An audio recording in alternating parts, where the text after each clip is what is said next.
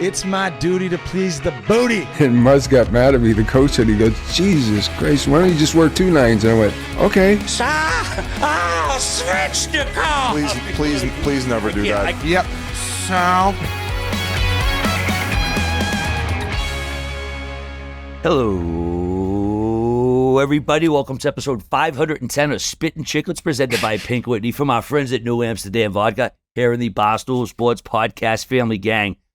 Game 7 in Florida. We're heading down. Some of the boys are there. I'm in a workroom at United Airlines right out in Denver just to do this show. Unbelievable game the other night. Panthers lose 5-1. Let's go to the Whit Dog first. How are we feeling, buddy? What an intro for a guy who's been on the longest heater I've ever seen. Besides We're donating. No. I can hold a fucking candle up to this guy, buddy. We're going to have to donate your body to science after the show that you just put on in these 2 cities, going back to Lauderdale, then back to Edmonton, and then now back on your way to Lauderdale, RA. So bravo. People might be bitching about your voice coming in, buddy, but based on how you've partied, that's a 10 out of 10. When I had a 3:43 a.m. text from him Saturday night, I'm like, what? I'm like, he's still going? The game was yesterday. So RA, bravo. Incredible. As Biz said, your body goes to science. Your brain needs to go to BU someday when you die, too. That's where they study the old brains at. But can you guys believe this? Can you fucking believe where we were at after Game 3 and where we're sitting right now? Before what will go down is maybe one of the most watched, entertaining, greatest games we'll ever see. We're about to witness NHL history. Not saying that the Edmonton Oilers are going to win. I believe in them, but just the fact that we forced the Game 7 and the fact that they're sitting there back in Florida with all the confidence and all the momentum and believing that they can actually do this is a story for the ages. It's all for naught if they can't get the dub, right? They might as well have lost Game 4 if they can't finish this thing off tonight, but just the fact that it's happening is so incredible, not just to me, not just to Oilers fans, but to the entire hockey community, because nothing beats a Game 7. And we're about to watch the greatest player play in the greatest game, and that is a Game 7 for the Stanley Cup. So this episode is presented to you by Pink Whitney, New Amsterdam's own Pink Whitney, pink lemonade flavored vodka, the #1 selling flavored vodka in North America. G showing the hockey jersey. That's a fresh jersey you got rocking there right now. I can't wait. We got a little pregame party in Florida, little get-together before the game at the arena where Pink Whitney's going to be flying. It was flying around this weekend all over the States and Canada, so thank you so much to everyone who's gotten involved. Don't forget those big-ass bottles I always bring up, the 1.75 liters, the ones we all know, the ones we all love. Shout out New Amsterdam. So, guys, what the fuck was Edmonton like in Game 6? Oh, my God. I mean, it had to make Game 4 look like a regular season game. Like I watching on TV, the anthem, and I know we've gone on and on about the Canadian anthem and the fans singing it, but it sounded deafening. It was biblical. I said it was going to be biblical, and it was. Buddy, when they came out to Metallica, I had That's fucking the biggest moment. Oh my God, the pop they got coming out and the roar of the boos when Florida came out. It was truly another level. The anticipation and the excitement was so high. And you talk about this confidence and this mojo and the momentum Whit. We're fortunate enough, and we've thanked the Cates family many times the last few podcasts. Not only them, but the entire hospitality of the whole city of Edmonton has been incredible. Best. The way and we were fortunate enough to sit in the Summit Club, which is like atop the rink. We talked about it, that like special box. And to get there, you have to go below. And there you would run into some of the ushers and some of the people who obviously work the elevators. And every single staff member that worked inside that arena, I'd say, how you feeling? He goes, oh, we're winning this. Are you kidding me? And I feel like they can read the body language of the players down there when they're walking in and how they're strutting it in. And right now, the confidence of the Edmonton Oilers and the way they're skating around and have completely stunned this Florida Panthers team. That's the only word for it. They are shell-shocked right now, boys. They have no answer, and they have not at any point this season been forced to play any game but their own. But they need to figure things out before they get into this one, because holy shit, boys, the Edmonton Oilers have their nuts in a vice. They didn't. What did they have? 2 shots near the end of that first fucking period? Yep. This was a fucking clinic at home, RA. Nearly 30 minutes into the game. No Panthers forward had a shot on goal. They had 5, all from the defenseman, and it took Panthers 31 minutes and 55 seconds into the game to get their first shot on goal by a forward. And to go back to your answer, Whit, the rink was insane to start the game. The energy was high, and then who was the one superstar they needed to make a play early and get his confidence going? Your boy Draisaitl. That fucking play he makes inside the blue line and that patience he has to slide it over to Foegele, and they continue to get the contributions from that second layer, man. It's been fucking so impressive to watch. The building popped off, and they just kept their foot on the gas, man. So you saw it at home, but in the building, it was just nonstop action all game, and the fans just sang it the entire time. Leading up to that game, it was noon Eastern. I'm like, oh my God, 8 hours and 20 minutes. It's 2 o'clock. It's 4 o'clock. The day's going by like a turtle on a road. It's just so slow. Get me to this game. And then the excitement and the heart rate builds and the anthem, and boom, the game starts. And they came out. I said, holy fuck, these guys are going to do it. These fucking guys are winning this game. You knew right away. And yes, we'll get into the offsides review, but that goes back to what I was mainly bringing up. It's Chris Knoblauch. And I think being a player, I've always been like, coaches matter, but it's players who are playing. And coaching gets so overrated at times that guys get blamed and guys get credit. But this guy has put on maybe the most memorable coaching clinic that I've ever seen.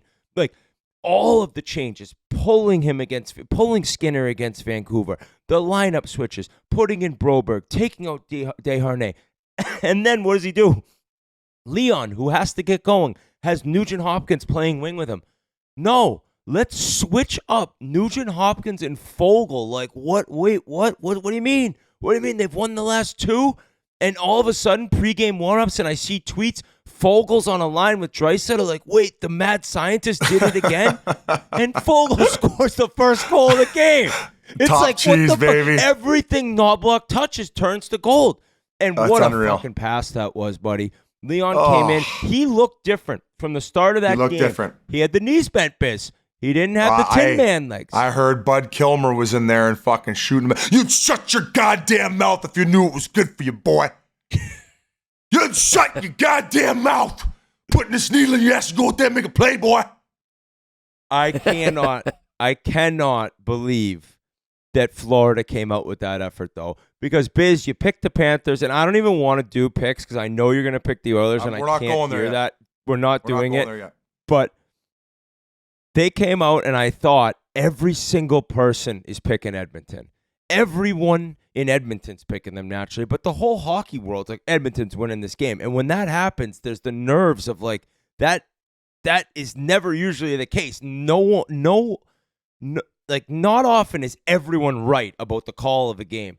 And from the first period on, I'm like, they got him. And it was the exact same thing in 2006 that was brought up before the game, that Carolina was up 3-1, lost at home with the chance to win. They go back, and Edmonton just drummed them 4-0. It could have been 10-0, people say. I'm like, is that going to happen again? And sure as shit, the greatest crowd and the best fans in the NHL got it done. And yes, every fan base is awesome. We go at all these different fan bases, and the passion you guys have for your teams, it's amazing. You love your teams. You live and die with each game. You get to the playoffs. You think about the game between the off days. Then after the game, you're pissed off or you're happy. You're calling out players. You're pumping players' tires. It's amazing. But Edmonton Oilers fans, guys, it's been a long fucking time since they've seen good hockey.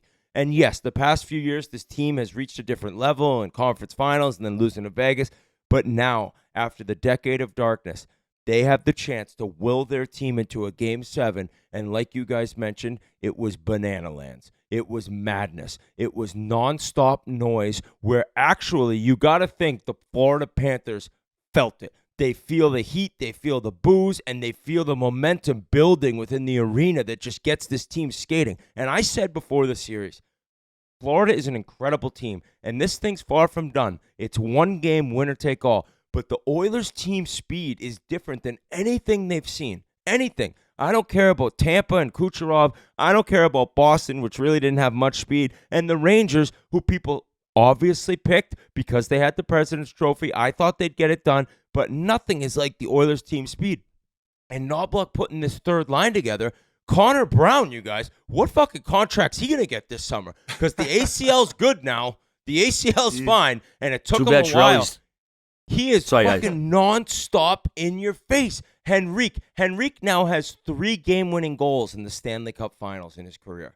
This guy, they brought him in as a veteran presence. They brought him in because he's been there before, and he's living up to exactly what they saw when they made that deal. And Janmark, holy shit. Holy he's a fuck, dude. physical Every force. guy. He's a fucking water bug, and it's just it's amazing to see. And the greatest thing for me right now is, and I'll go into this, is Connor McDavid didn't have a point. That ain't happening again, guys. He didn't have a point, and they won 5-1, and people question this team's depth. Oh, no. Oh, What no. the fuck, guys? What has happened to the Panthers, though, Biz? What is going on with this team?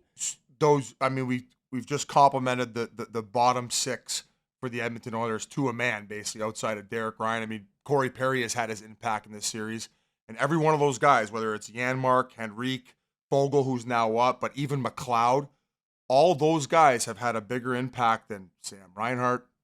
Kachuk had his guarantee game where I thought he was great, but outside of that, I'm not going to say they've looked bad. They've just looked very average.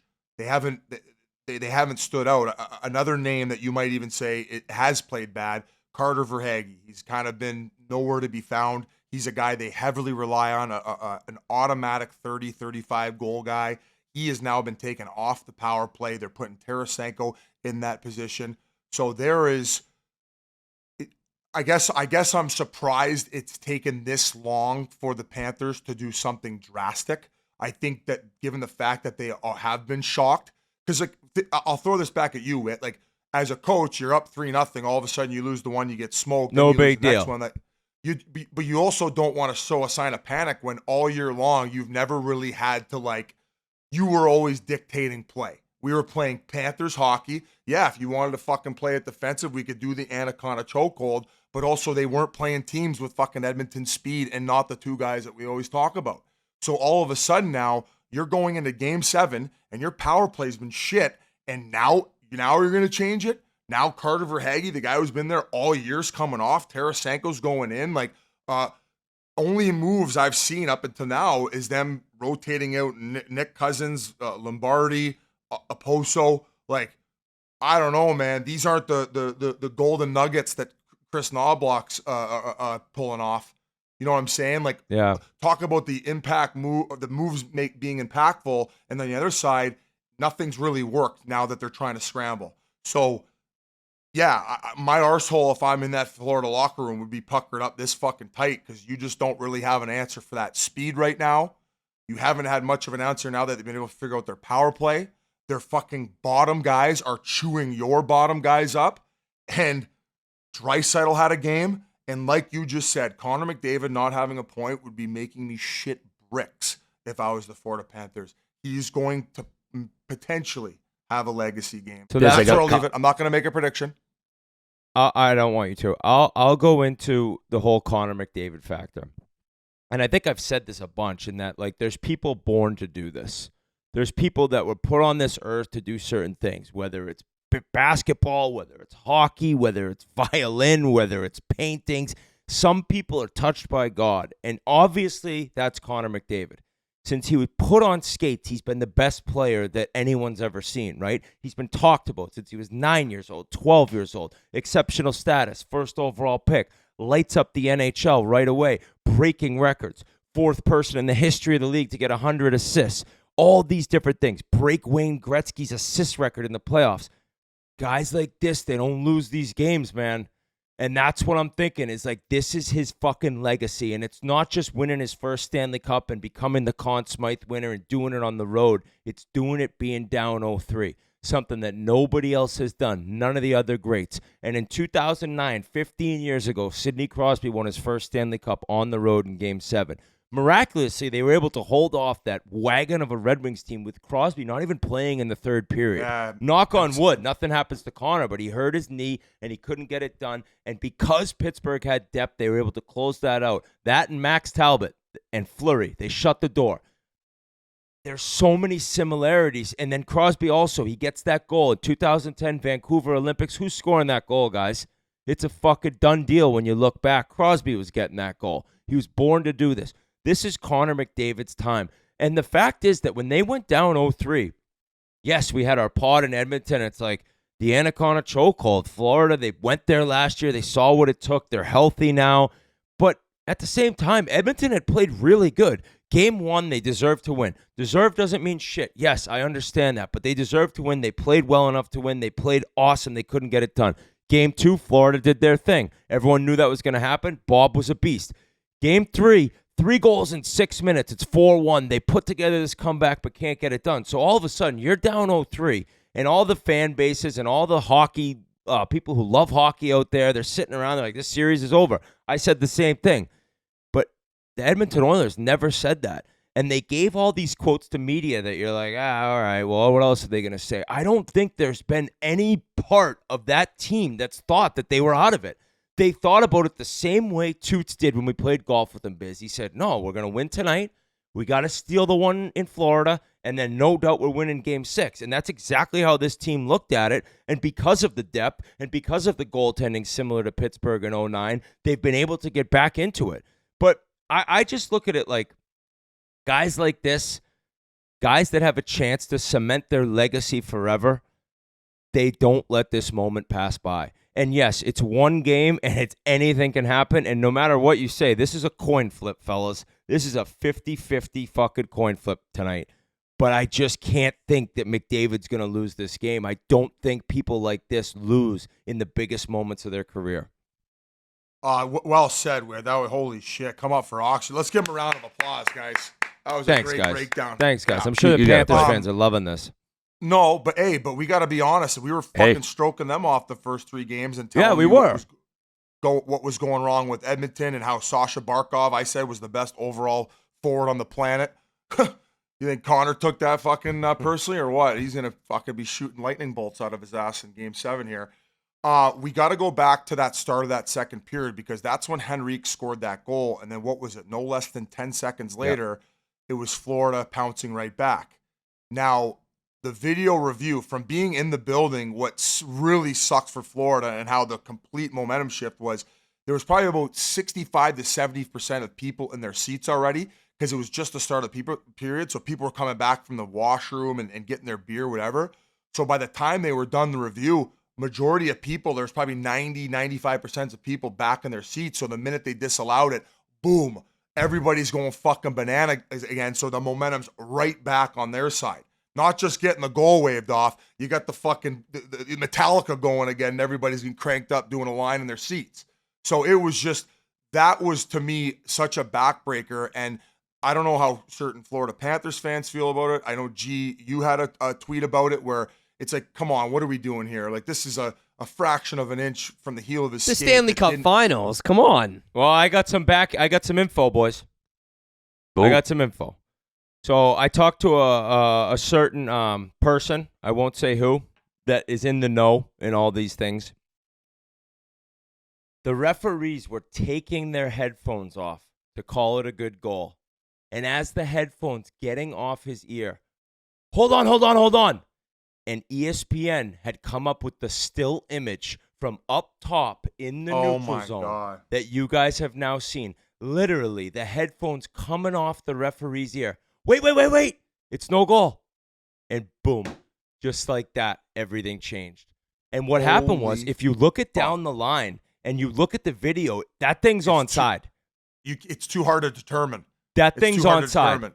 But that one picture that was tweeted out, I'm sure most people have seen it. Maybe we could throw it on the YouTube when we drop this tomorrow. The puck is barely touching the line. And yeah, I know what you're saying, because how many times this year did I say this rule sucks? And the fact you can look and then 40 seconds after a goal, you go back and look. I don't like it. But I even think one of the episodes you might have said to me, but it's offside. Like, it is offside. So I know what you're saying. The fact of the matter is, like, did that affect the goal? Not one bit. But if you're going by the way this league goes now, it was offsides. I just could not believe that it was actually a good goal. And then at the last split second, that ESPN image comes out. So Paul Maurice had every right. I thought Paul Maurice handled it very well after. Yeah, he said I wouldn't have challenged that, and that makes me. And I think he said we'll get the CIA after it and things like that. But that's when you got to bring up Noah Segal, the Oilers video coach. Actually, bring it back to Merles. We're missing Merles tonight. He's already in Florida, but he had a little bit of a flight issue. That guy was he's at the he's at the he's at the elbow room. Sorry. Yeah, he was the got a flight of RPI drinks in video front of coach.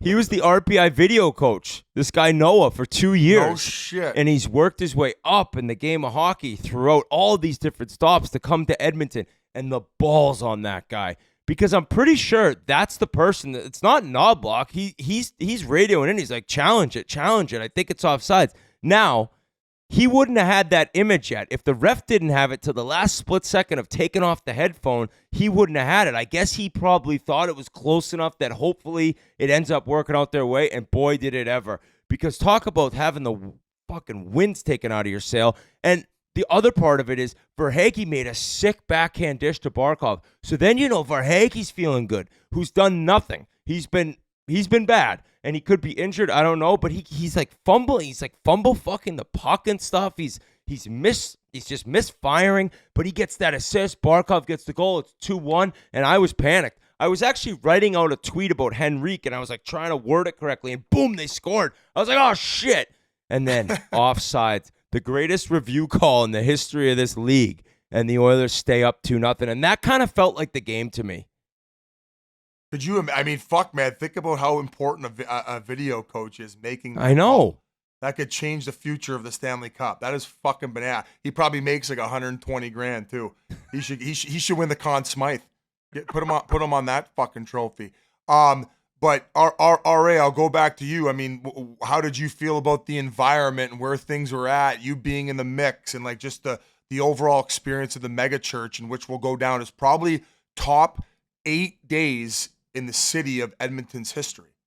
The way that it was a sunny day, the festivities, it looked beautiful. People handing you joints, like it was fucking magical. Biz, unbelievable. I think I've been to 11 or 12 different Stanley Cup finals over the years. This will be, I think, my third or fourth Game 7. I've never seen anything like that before. Before the game, I was sitting with my pal Kate, and the Let's Go Oilers was so loud. The anthem come up, everybody full-throated singing along with the anthem. I've never seen that an environment like that in the place. It was just absolute party, as you could tell when we ran into BX after leaving the game that night. I've never seen an environment like it. I don't think Florida's going to be able to match it. I just don't think that there's the people or the passion like they have down there. But it was unreal. It's so night. different. So different. But having said all that, like tonight, and I think I said this before Game 6, like this is a first goal type game. Just for Florida, maybe even more than Edmonton, to be like, oh my God, we got a lead. Edmonton scored first the last 3 games. They've won all 3. And like if Florida can get up 1-0, it's like everything will change on that bench. If they go down 1-0, guys, I don't care how big of a war you are and how much you want it. And these guys, they'd say no chance 1 goal down is going to stop us in a Game 7. But it's human nature to be like, oh my fucking God, like we're fucking losing again.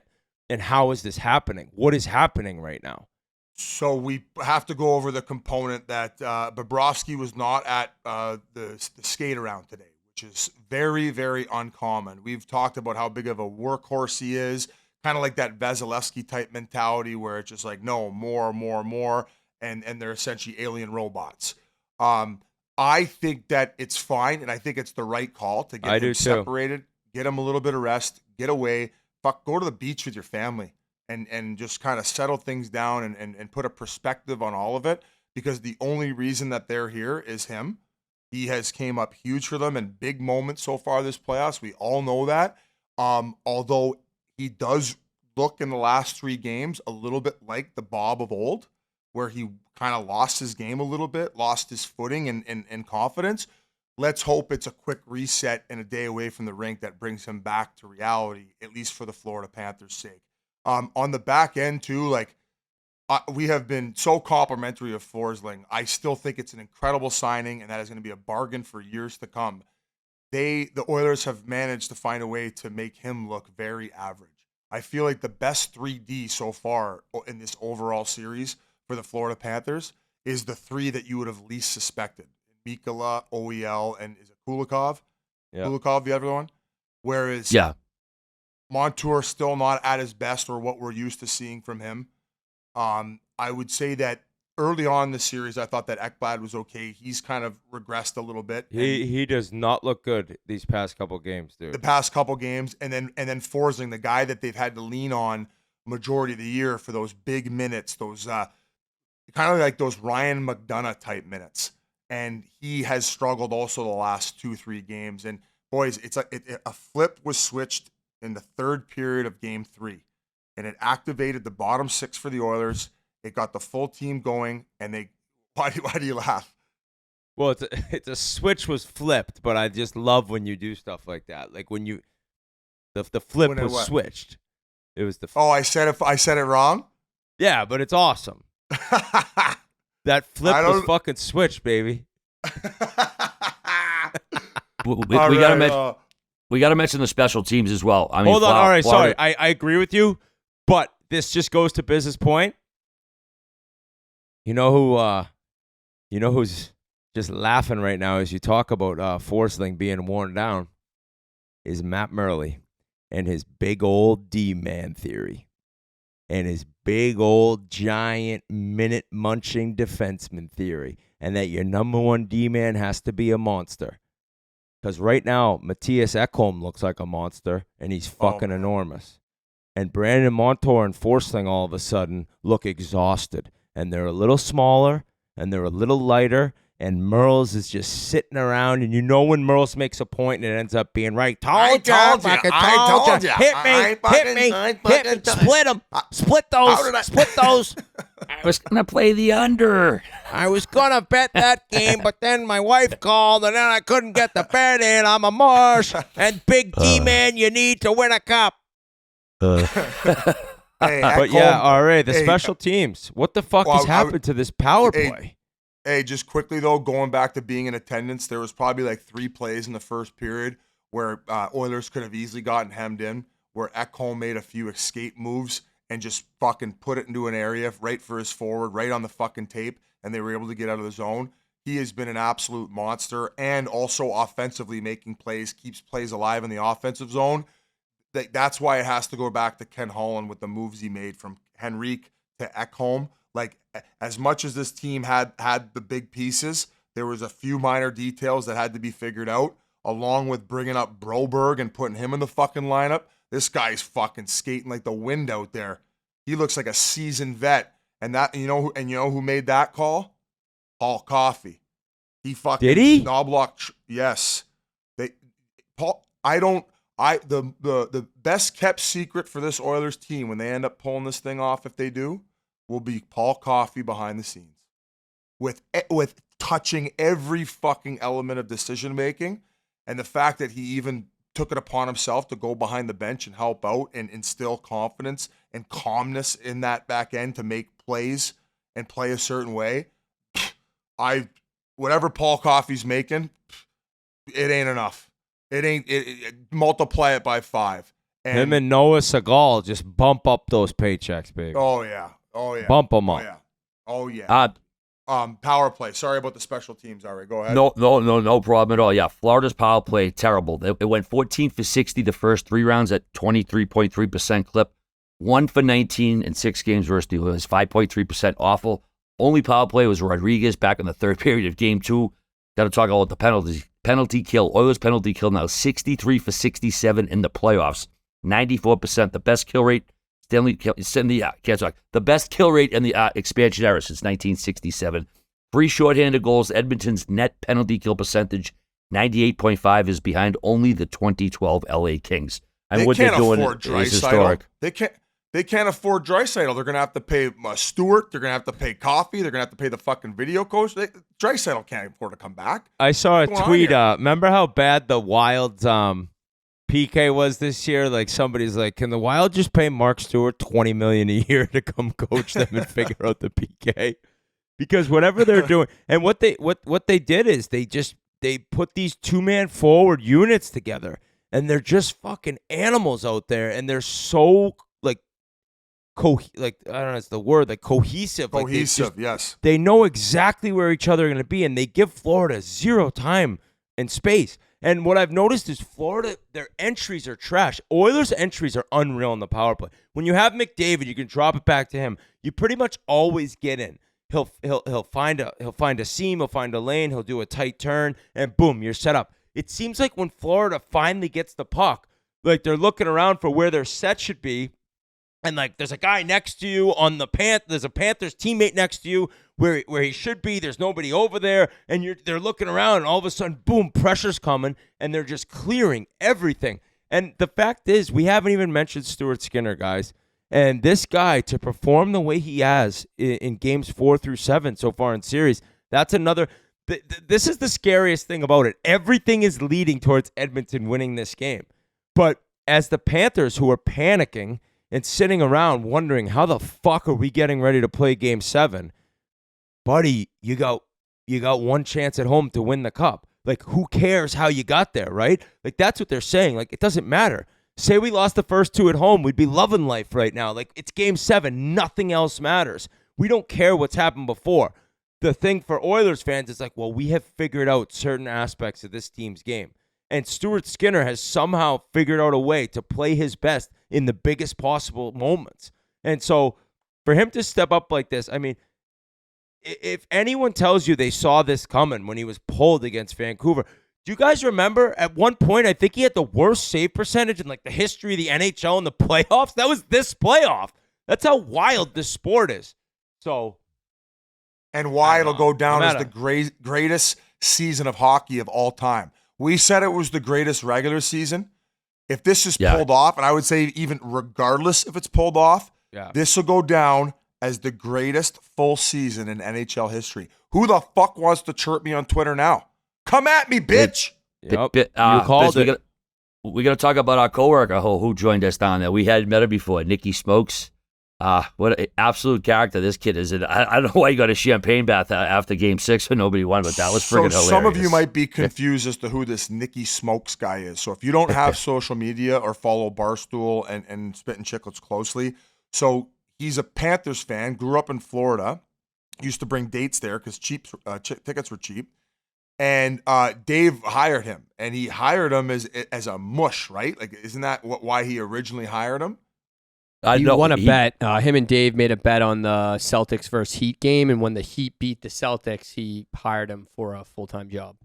Okay, and then I guess a couple days ago, Dave had found out that every time that Nikki Smokes has watched the Florida Panthers live this year, they've seemed to have lost, right?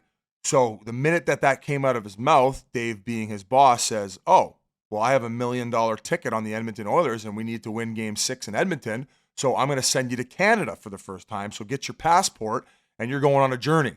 So followed by a 20-hour travel day. He had to sleep on a chair in the Seattle airport. He gets to Edmonton. We treat him to an unbelievable time. He has the experience of his life, other than the fact that his Florida Panthers lost once again while he was in the building. So I ended up spraying him with champagne in celebration. Some people were like, why are you celebrating so early? Remember, I have no dog in this fight. The Edmonton Oilers are Whit's team. Yes, would I like to see the cup come back to Canada? Absolutely. But the reason I'm celebrating with champagne is because hockey wins. We are going to Game 7 of the Stanley Cup Finals. How many times that happened in the history of the NHL? And we all know because of this batshit crazy season, that motherfucker's going in overtime. It's going so bet the draw. It's going EBR. OT. Rule number whatever the fuck ever. It's going to OT. Bet the fucking draw. 18th Game 7 ever. Go ahead, Whit. So I like Nikki Smokes. I've met him, great dude, but he's a dirt dog. And when you're as dirty as Nikki Smokes, you need some Dove Men Plus care to get big time, right? He's the type of guy who needs Dove Men Plus care, whole body deodorant that gives anyone and everyone who has it protection and keeps them smelling good everywhere all day. It's suitable to use on your whole body, from your pits to your privates to your feet. There's no more compromising between all-day odor protection and caring for skin anywhere on your body, even your most private parts. The new Dove Men Plus Body Care Whole Deodorant fits easily into my morning routine, and now I will not go without it, as you should as well. aluminum-free with a formulation that keeps my skin feeling great, and it cares for my skin with a non-irritant formula and is infused with vitamin E. I just packed up for Florida for Game 7, and I actually put my Dove Men Plus right in there. The deodorant's ready to get me smelling fresh for Game 7. So it was funny. I had the Tuesday night flight to Vegas, and Bree said to me, she's like, after the game, she's like, "Are you going?" And I was like, I wanted to go, but like this house is madness right now. And I was like, no, because I got to leave Tuesday. She's like, you have to go. Like, and I was like, I know. Thank you. Like, get her another push present. I was Get like, her another I cannot. push present. No, and I was dying laughing because I tweeted out like, holy shit, I can't believe this is happening, something like that. I have to get to Florida. And somebody replied with a picture of Bill Zito in the box. He might kill someone if they lose, by the way. And it says, it's a picture of him fuming, and it says Whit's wife reading this tweet. So I got a kick out of that. And yeah, these images of Zito, oh my God, dude. Oh, yeah. Oh my God. I'm rooting for I feel, dude, you can't help but feel a little sorry. Like the fact that like it was right there, they had it, and now you're just like, oh my God, like now anything can happen. We could still win, but holy shit, our goalie sucks, or our fucking PK doesn't show up, or our power play stinks again, and this thing's done, and we're the biggest choke artists in the history of hockey. So the storylines just continue to build around this game, and Biz, I'm with you. Just the fact of getting a Game 7, I was thinking back to post-lockout that canceled the season. So right before that, we had Tampa and Calgary, and Tampa took care of them relatively easily as far as I remember. I don't remember the exact score. Maybe you could look that up, G. I don't think it was a blowout, but it wasn't like... I think it was 2-1 or 3-1, I think it was. Oh, was it? What, Game 7, 0-4? Yeah. Yeah, it was either 2-1 or 2-1. Yeah.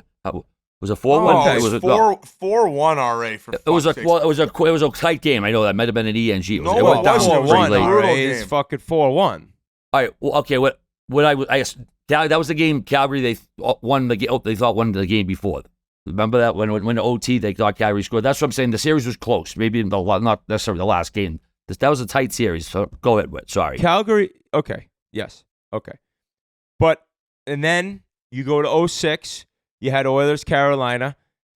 Game 7 then was, I think, Williams scored an empty netter, so a pretty good game. And then we went to 09 with Penguins, Detroit, 2-1. Fleury made the incredible save at the end. And then it was a while. I think the next one was the Bruins and the Blues. I think it went from 09 to 19 without a Game 7 for the Stanley Cup because in 2011. 11. 2011. That's what it was. Bruins van. Yeah. Holy shit. Because I was thinking all the Blackhawks and the Kings 5 years in a row, none of those went to 7.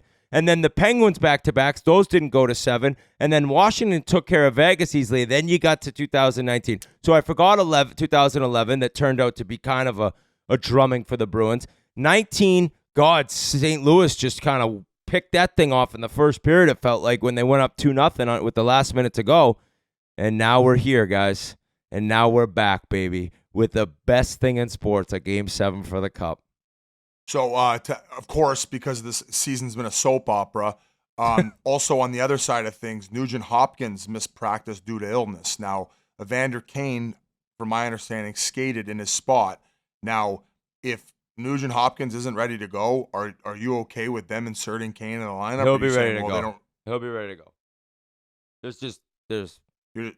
No matter what. Now you're not going to like speculate with me and kill a little clock here? Or? No, I'm sorry. I like it's illness no matter what, dude. Like you're going. What if all right. Even with the runny bum and everything, the whole kit and caboodle?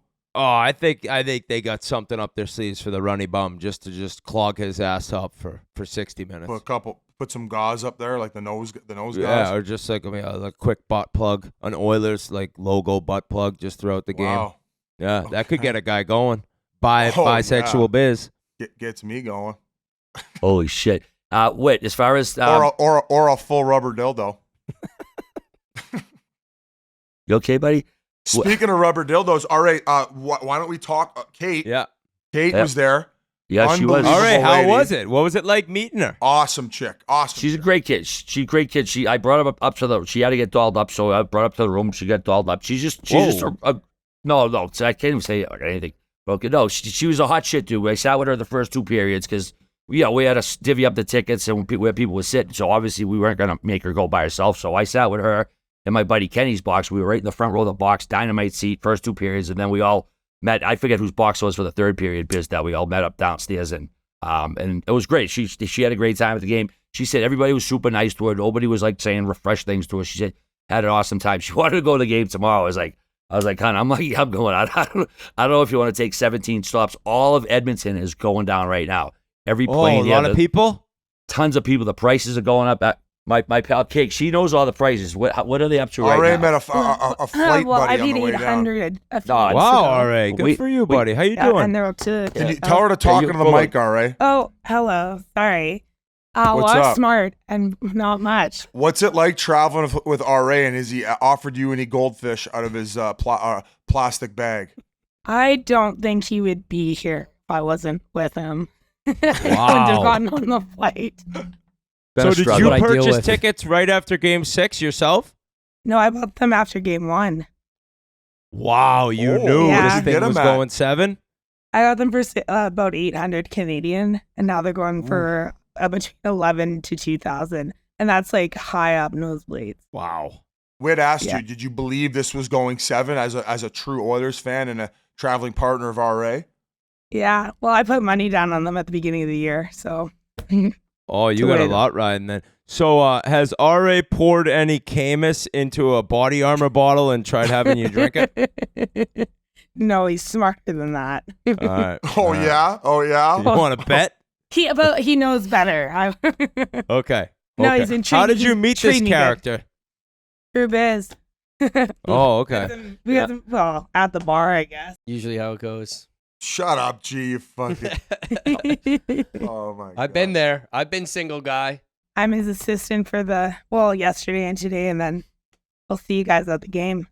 Well, Awesome. thanks for taking care of our buddy. He usually likes to pop 100 milligram edibles on his way through travel, so it's nice to know that he's got the bark collar on him this trip. Yeah, you're welcome. And this little office we got, man, did we get a deal? We got There you very go. lucky. There you Yeah. There you go. Yeah, All right, I'll give it back grab to the him. headphones back.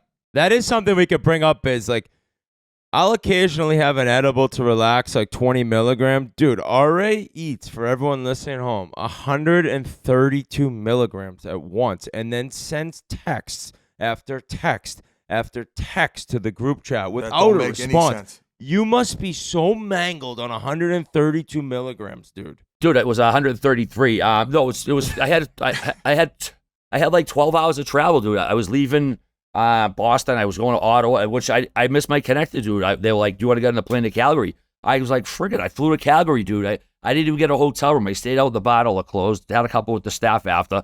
Went to the Fairmont, plopped on the couch, booked my travel the next day, took the friggin' cab to the airport, grabbed breakfast, couple pops, got on the plane, boom." Thank God I ate 133 milligrams that day because I fucking needed it, boy. Wait, I mean, how would you the Fairmont let you sleep on the couch in the lobby? I didn't sleep there. No, you just walk in and sit down, like yell in the place. They assume you might be staying there. Nope, nobody said a fucking word. Good a word to pickup, me. Whit.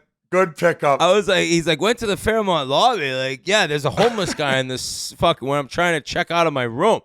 No, I guess No. if you're just up chewing on your gums on all your 133 milligrams. So you never slept? No, no. I know I know people are doing certain math You're a out there rock right star. now, but I was flying internationally from Boston to Canada. I don't even have edibles on me. You guys know I got a couple strikes against me with the TSA and customs and all that shit. Not what you're thinking. I went. There were some fans out at the bar. Had something to eat. Stayed there a little after. And I'm like, all right, what am I gonna get a room at 3 o'clock in the morning? Then I got to go right to the airport. Just sat there, booked my flight, went to the airport at like 6 in the morning, bite to eat, couple of Cadillacs to get the fucking blood flowing, and then boom, on the plane. I was in Edmonton. I'm joking. I was in Edmonton, 10 o'clock. My buddy Kenny picked me up. Remember the guys we split the jet with last time? With the fancy cars? Yeah. He picked me up in his Aston Martin. He let me drive back to the hotel. Aston You're a rock It was the star. James Bond car. Say Aston Martin one more time. Aston Martin. Destin, man. Imagine owning a car Admiral. that Rear expensive and being Admiral. like, all right, here, yeah, you've had 133 milligrams Cadillac margaritas at 6 in the morning, and you slept on a Fairmont couch in the lobby. Drive my car for me. Yeah. Is that guy No. fucking insane? A little bit. Shout out Kenny, by the way. Awesome dude. Shout out Hooked to us his up in the insurance box. company listening to this right now. Yeah, no, that thing my rips. God. I never drove a car with that kind of power before. It was awesome. I'm not a car guy. I don't even own a fucking car. James Band. James Fucking Bond, but James boys, Band over here. yeah. All right, you said, well, I'm glad I took 130 because of the travel day. What's your rule? 10 milligrams for every hour you're on the plane?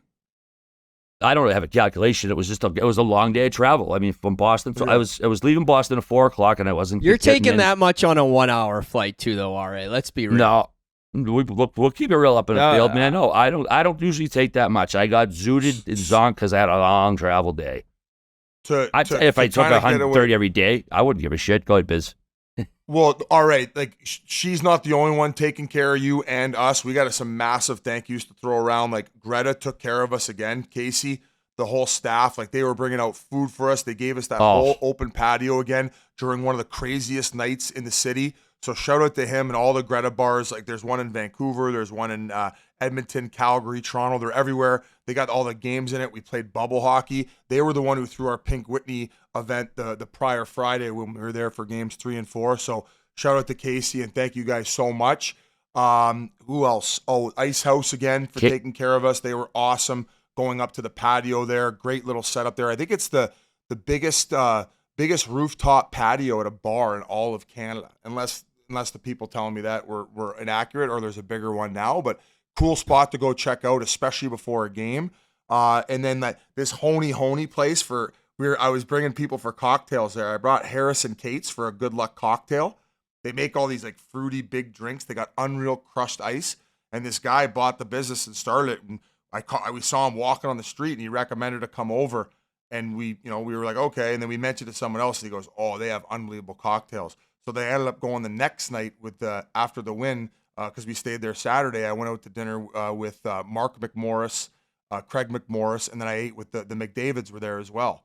So I got to sit down with Connor's family for like 2 hours having dinner, and then I brought them over for another good luck honey at the spot there. So anyone else to thank, RA? Obviously the Cates family, we've mentioned that already. The entire arena staff putting up with our nonsense, especially yours. Any other thank yous we got to send out to people of Edmonton for completely making our trip one of the greatest experiences I've ever had in my entire life, whether it was La Chance for golf at, what's it called, Mayfair? Toots and LaChance. Toots is going with his son Theo. They right after the game, he's like, dude, like, do you know any hotels? I'm like, not really. And he's like, boom. He's like, dude, I just got the tickets. I just got the flights. Now I'm working on the hotel. So he's bringing his son down for Game 7, who I believe is 10 years old maybe. So it's just so sick to see like how many people, Oilers and Panthers fans alike, that will have this memory, whether it's good or just horrifically ugly for the Panthers fans. No matter what, there's going to be a fan base that's on top of the moon, and then there's going to be a fan base crush because you either turned into the biggest choke artist in league history or you came all the way back from down 0-3 to force a Game 7 and then still lost. So the final end of this entire chapter of this season is wild to think about. And I'm so excited. I've never been to a Game 7 Cup final, and I get to be there watching the Oilers try to lift Lord Stanley, watching McDavid and Leon try to get their cup. And I guess I mentioned I was kind of afraid that both of them would sign somewhere else if they ever got a cup. I don't give a fuck now because it's all about this year and getting this thing done. Last couple thank yous. You're going to kill me. I forgot to thank the Jesse Vanderwerf. He's the guy who ended up helping us fly back, or me fly back on his private plane, and he allowed us to hang out in his box with the whole film crew with Brett Kissel and film all that crazy shit with Nicky Smoke. So without Jesse and his family providing that box, as well as, once again, the Cates, we don't get to live all those different experiences by getting closer to the ice. So shout out to Kate as well. She was awesome. A type of girl, I want to get her for a sandbagger Whit. Like, she's a down-to-earth Alberta girl. Like, she was a blast. She's a funny chick too, all right? I told you. funny I as shit. told you. She's a hot chick, I got man. no She's a real hot desire to do a chick. sandbagger with her. I got to be honest with you. But she'd be paired with Paige Sprangnack, Spranick. Spranick. I'll be Spranick, fuck me. I'll be caddying a bag on each arm that day. That's what I'm saying, baby. We know That's you what I'm always saying. got a bag on each arm. All right. Aggies. I love it. Oh, by the way, just want Tampa Bay 2-1 Game 7. Suck on that. Whoever said it was 4-1. Okay. Told you. All right. Hey, What that's do you, it. oh, I thought you were talking about the St. Louis-Boston game. No. He was talking about the Tampa Bay Calgary. I didn't remember it being that close. Fuck. So I guess Calgary was right there trying to tie that thing up. I think Either Calgary way, had a I'm just late saying, goal. Game 7, boys. Game Oh, fucking 7. We're all unbelievable. going to be there. McDavid's first time in it, battling back from down 0-3. It's fucking the highest, best drama I can remember in years in this game. I love it. And Yeah. Biz, I love that your hat says honey on it because you are the honeyest motherfucker I know. Honey. Hey, we've already mentioned it. Pink Whitney pop-up tailgate. We're going to find a spot there. Game starts at 8 o'clock. We'll probably get there, roll around like 5:30, 5:45. Find a spot. Check out our social media. Follow us on whatever, TikTok, Instagram, Twitter. We're going to put out the location of where we are. We brought a bunch of Pink Whitney, and we'll pour shots, pour your drink to all the fans who show up, whether you're an Oilers fan experiencing sunrise for the first time or you're a Panthers fan. We're going to take in the festivities by the rink leading up to game time, and we can't wait to meet you guys and go through another greatest hockey experiences of our lifetime. So we'll see you there, and we'll be set up, and I think that's all for the cup aspect, that there is some more hockey news.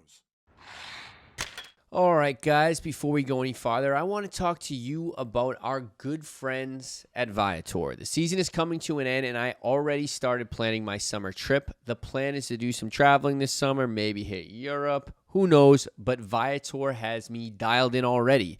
Viator is a tool that you can use to plan and book travel experiences all around the world. The Viator app and website make it easy to explore 300,000 plus travel experiences so you can discover what's out there no matter where you're traveling or what you're interested in.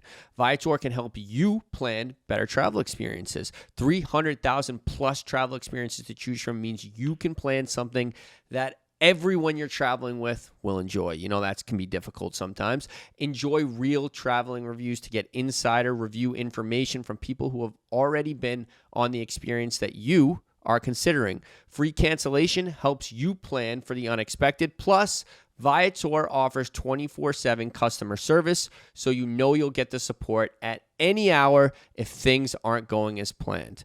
Download the Viator app now and use code Viator10 for 10% off your first booking in the app. Find the perfect travel experience for you. Do more with Viator. Absolutely, Biz. Actually, there's one other story I wanted to mention. There was a guy went to the mosh pit. I think it was game 3 or game 4 with his daughter, and a couple overheard him talking like how much he'd like to take of the game, and they brought this guy and his like 8-year-old daughter into the game. Just they never knew them, never met him. She ended up getting a puck and stuff right during warm-ups. It's like wicked heartwarming story. I don't know if you'd seen it, but I just wanted to pass that along. Love that career. Maple Leafs added one of my favorite players ever, Mark Savard, to the coaching staff. Presumably going to help out that power play. I mean, one of the best passes ever. What's your take Merle's on this had one? that scoop too, boys. Remember that about 2 months ago? We put that in the group chat. Mark Savard to the Leafs with Craig Berube. Missed it again. Rumor boy. Mr. Leafs, Biz, what's your take on it? I mean, it's a good move, no? I mean, listen, they have a good regular season power play. Sometimes in the playoffs, it disappears. They need to figure out how to adjust and score in big moments, especially when you're going against the top penalty kills, because every time you reach playoffs, all these teams have buttoned up special teams, as you're seeing with the Oilers right now. So you need to find a way to score, especially when you have the weapons that they have. And this is a guy who I'm sure has seen every single type of variation of every penalty kill and power play there is. He's an intelligent hockey mind and a guy who did it himself. So if not unfortunate events of him getting concussed from who? It was Matt Cook who got him. He would have had a lot longer career and probably a lot more points than he has. So just a guy who I think that the passion is burning in his belly to make his impact on hockey just as much, if not more, as a coach. So I think an excellent hire and add to Chiefs staff. And he was with him in St. Louis, was he not? Yeah, he Did you was. just say that? Yeah, he was already with him in St. Louis. So, I mean, unless obviously Berube loved him in order for him to request that they bring him in for that specific purpose. So, listen, lot of things happening in Leafland right now. We're not going to overshadow what the other Canadian team has going on, but I'll have some things to say in the offseason about the full direction and the state of the union, as they call it, Whit. What is the state of the union for the Toronto Maple Leafs? Biz, I know I asked this question before, and I got a car picking me up in 5 hours, so we don't have to go that much longer, but going into Game 7, 93, the last cup in Canada, like, you got to think most of Canada is rooting for Edmonton, right? Besides Flames fans, like, even even Leafs fans, I don't know, and McDavid. I have this exact take on Pardon My Take. So I think the debate started when Wayne, at the end of the Dallas series, basically said all of Canada is going to be rooting for the Edmonton Oilers. And I think maybe initially it was probably certain fans of certain Canadian franchises were caught off guard and off base, where I would have said, and I said this on PMT, that more Canadians are interested in if the Golden Boy wins the Stanley Cup than if the Edmonton Oilers do. But given how it's all played out, I believe that the Edmonton Oilers have captured the heart of more Canadian fans from other teams. So that has maybe led to the more people caring and wanting to view and ultimately see a Canadian team bring it back to Canada soil.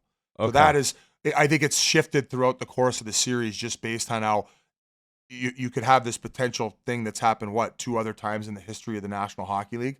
So this would just be remarkable. Well, once, it's happened twice, but the one team lost. I think the Wings lost, right? When they did it 45. Okay, so there you go. And another, as far as viewership and numbers, I know ESPN has been doing awesome, and in certain cases they're putting it on ABC as well. So it's getting all these double games. All these. Oh, games. so they're putting both networks. So you're getting probably more viewership as a result of that, but. You would have to think if Canada's the size of, let's be generous and say 35 million, like that's probably maybe a little bit under, maybe 40 million. You would have to guess 10 million people at a certain point in Canada tune into the game at some point. I would assume that you're going to get like 6 million peak viewership, maybe 8. If it goes to overtime, I think it'll get 10. I bet the American viewership is crazy too. It's like the only thing going on right now is like middle of the season baseball. Well, right. I I'm was also gonna talking ask about you. a country that's 1/10 the size of it. So I think America's going to beat it. But I was going to ask RA if not just like beat it, but do you think there's a chance, like because of McDavid being the league superstar and the whole 0-3 storyline, that this is one of the most watched games in the history of the United States for NHL? 100%. And I mean, it has the potential to be one of the greatest sports stories ever. I mean, we go back to the Sox in 04 all the time. I mean, they talk about that. So if it would happen, like, again, his first Stanley Cup ever to happen, if he were to win it in this level, you're talking about the ratings and one of the best stories ever. And I can't wait till it starts. All the boys are going to be there. It's going to be dynamite. Excuse me, Biz, to go back to your point about all of Canada, based on my 8 to 10 hours in Calgary, they don't give a fuck about the Oilers winning the Stanley Cup. No, Calgary, they don't want the Oilers to win. I'll say that. Not no at all. Chance. Not at all. No chance. Also, for Florida fans, the Miami Heat were up 3-0 last year to the Celtics, lost 3 straight, and then won Game 7. So at least there's a little Florida. It wasn't the finals, but there's some Florida blowing 3-0 leads and then still getting it done vibes for the fans in that state. I know it's a different sport, but you're looking for anything right now if you're a Panthers fan. Absolutely, same idea. Another note or two here. Buddy Jonesy doing good things in Philly. Looks like Matvei Michkov is being released from his Continental Hockey League deal. It's basically the first step to him becoming a Flyer. This is huge for them. This guy's unbelievably talented. I'm surprised Merles didn't have this one first. Whit, do you know anything about this guy? I know he's younger than when you played there, but just through the grapevine. No, I've heard some questionable things about his character, but then I've heard the other side of it too. So I from talking to different people I know around the league, I've heard both, that he's a little bit of a problem child, and then I've also heard that that's nonsense.